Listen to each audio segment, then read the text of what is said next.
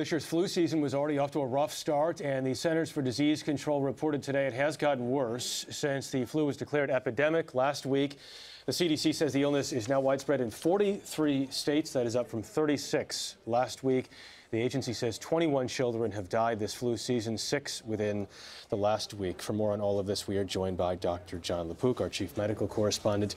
So, John, a bit of a double whammy this year. In what way? Yeah, in that you've got H3N2, which is a particularly nasty strain of the influenza virus. In fact, over the last 30 years, when this particular strain has been here, the mortality is almost 3 times normal, almost 30,000 deaths a year. That's a lot.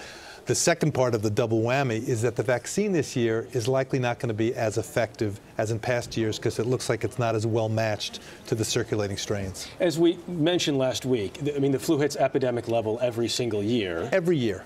This one is a little bit early. I mean, you're worried. You're concerned. You know, the thing is, every year people don't realize how nasty and how potentially deadly the flu virus is. It's not the flu. I mean, it should have maybe a different name that makes people a little more on edge, because every year it can cause tens of thousands of deaths, and it's an epidemic every year, and it's a big deal. Now, the problem this year is that you have to decide in February, kind of guess what the strains are going to be, and they decided correctly back then, but since then the circulating virus kind of mutated, and so it's not as well matched.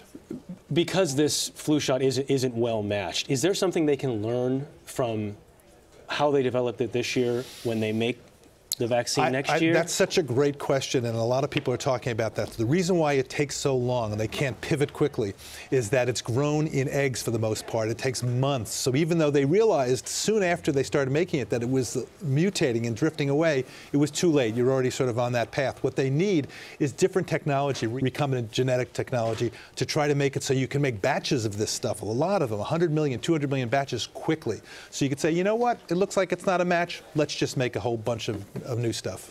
All right, Dr. John LaPook, thank you very much. Thanks, Chef.